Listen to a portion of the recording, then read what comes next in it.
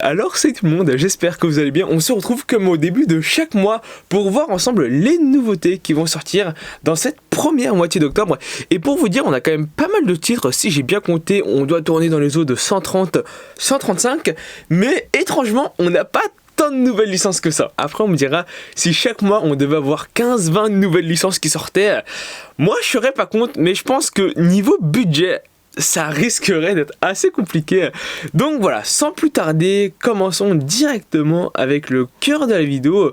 Tout d'abord, les mangas qui sont sortis le 1er octobre. On a le 5e tome de Persona 5, le 3e de The Killer Inside. The Killer Inside qui, je pensais, était pas mal, mais des retours que j'ai, la série est assez moyenne. Le 3e de Asadora, là, il n'y a pas trop de doute à voir, c'est du Naoki Urasawa, donc je pense qu'il y a quand même pas mal de personnes qui adorent. Le 5e volume de Jujutsu Kaisen. Alors quand j'ai vu la couverture de loin, j'étais quand même assez mitigé, mais finalement, elle est pas si mal que ça. Le préquel de Jujutsu Kaisen, c'est fait par Akutami GG.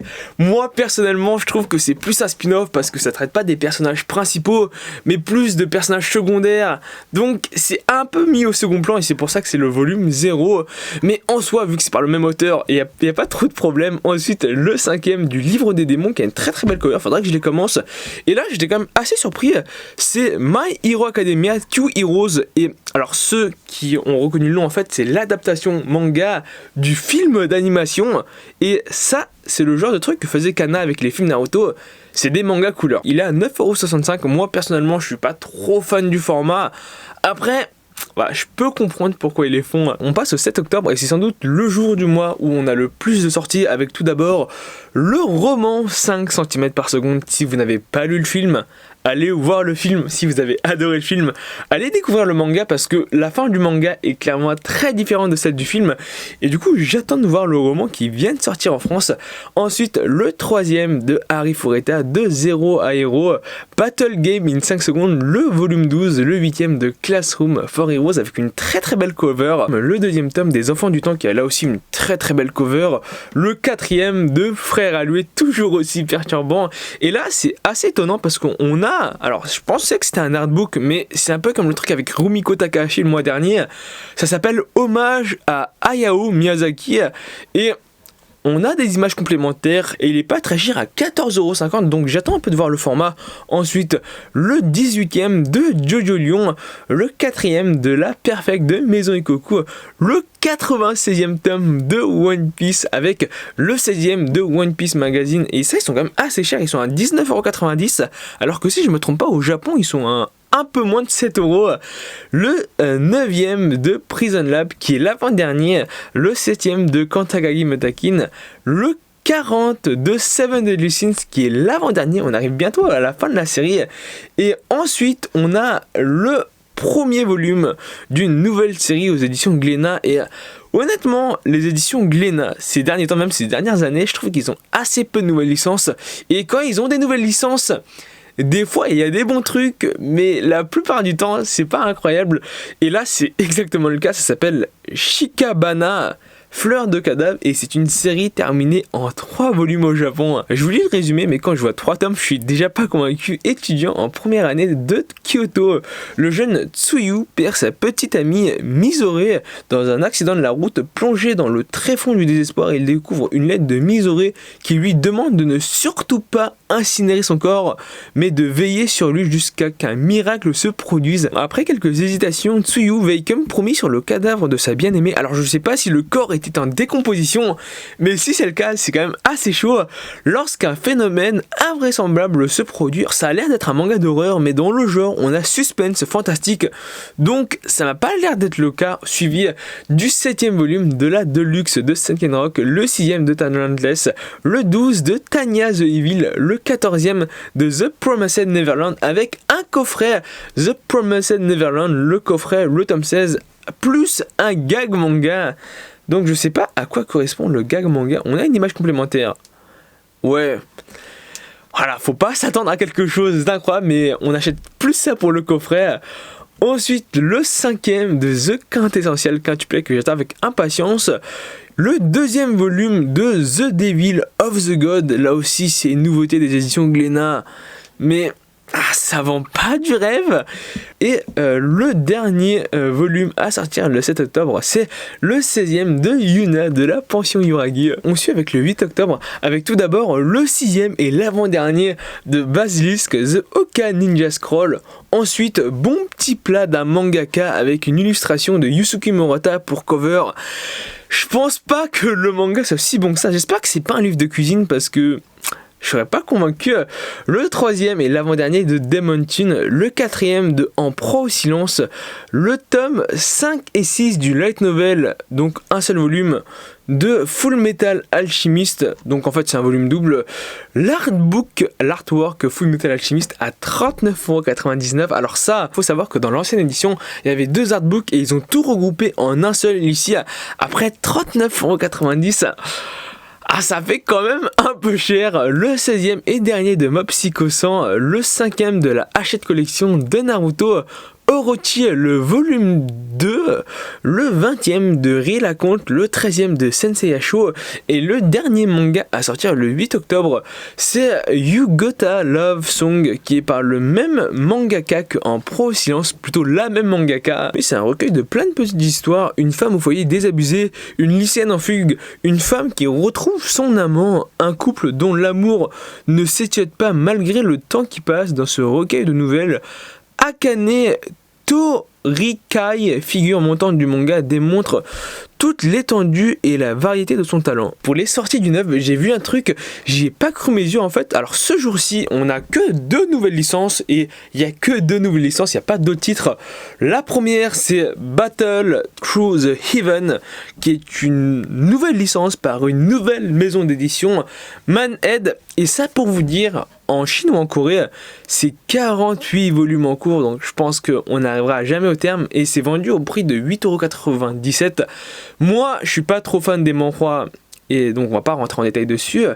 Et du coup, ils sortent les volumes 1 et 2 en même temps, et en plus de ça, ils sortent en parallèle l'artbook du manhwa, et il est vendu à 75€. Ça fait quand même un peu beaucoup, 75.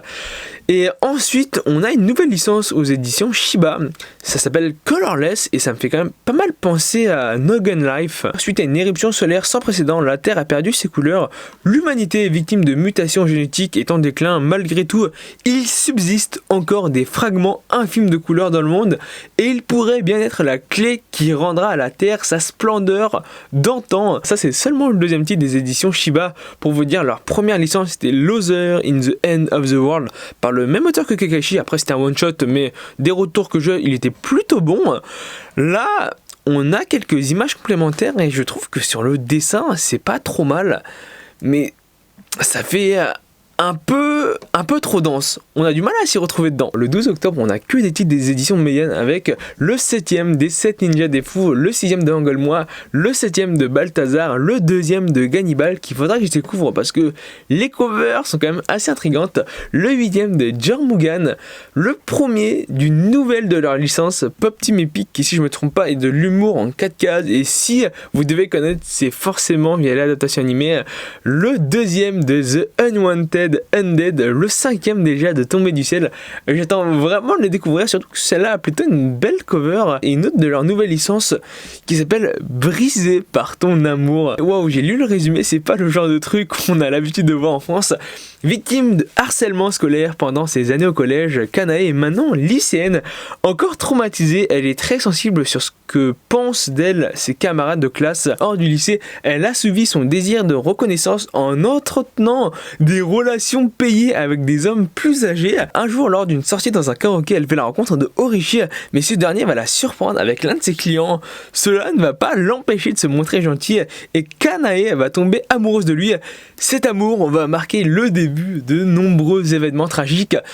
Donc, je pense qu'on ne doit pas s'attendre à un manga très gentil. Par contre, sur le dessin, alors sur l'image complémentaire disponible, c'est plutôt bien décidé, même si, voilà, on se rend compte un peu de comment va tourner l'histoire. Et enfin, qui sortent le 14 octobre, on a tout d'abord la réédition de 20th Century Boy, la Perfect, les volumes 1 et 2 sortent en même temps, le 8ème de Capcator Sakura, Clear Card Act, un starter pack de Chainsaw Man, les volumes 1 et 2, plus des illustrations inédites à l'intérieur. On peut le voir de loin, mais on a une illustration qui est quand même assez échue, suivie du deuxième volume dans les pas de Nietzsche, le 12ème de Demon Slayer, l'artbook Dreamland qui va enfin sortir au prix de 35€, donc c'est quand même un budget. Fossile de rêve qui est un recueil d'histoires par Kon Satoshi, et ça c'est aux éditions Pika Graphics, donc c'est des assez beaux formats quand même. Le deuxième de Hiruma à l'école des démons, une nouvelle licence aux éditions Doki Doki qui s'appelle Je suis un assassin et je surpasse le héros. J'ai lu l'extrait, je suis pas trop convaincu, mais j'attends de voir ça. Appelé avec ses camarades de classe dans un autre monde, Akira Oda se voit attribuer les caractéristiques d'un banal assassin du fait de sa discrétion, mais ses compétences vont se révéler bien plus grandes que celles d'un héros. Akira commence à avoir des doutes sur le roi qui les a fait venir dans ce monde et il va devoir mettre en pratique ses compétences d'assassin pour élucider le mystère et découvrir la conspiration qui est en train de se tramer. Donc ces 3 volumes en cours actuellement au Japon, le 9ème de Love and Lie, le 3ème de Libraire jusqu'à l'os, une nouvelle licence aux éditions Soleil qui s'appelle Nosferatu qui s'est terminé au Japon en 4 volumes. Les Nosferatu derrière leur visage humain font perdre la raison à toutes les créatures qui les approchent. Laura découvre un village infecté et ne survit que grâce à l'intervention d'Arnold, un homme d'église chargé de purger les populations concernées. Bientôt elle découvre l'atroce vérité. Bon, ça c'est pas vraiment étonnant. Arnold est un Nosferatu qui peut massacrer librement des cités entières. Elle doit trouver un moyen de l'arrêter. Donc toute l'histoire se passe dans la ville, je suppose. Finalement, j'ai peut-être me laissé tenter par la série. Le 4ème de Orient Samurai Quest, le 5ème de Record of Grand Crest War, le premier volume de Sailor Moon Eternal Edition. J'attends vraiment de voir ce que ça vaut parce que j'ai pas du tout la licence dans ma collection.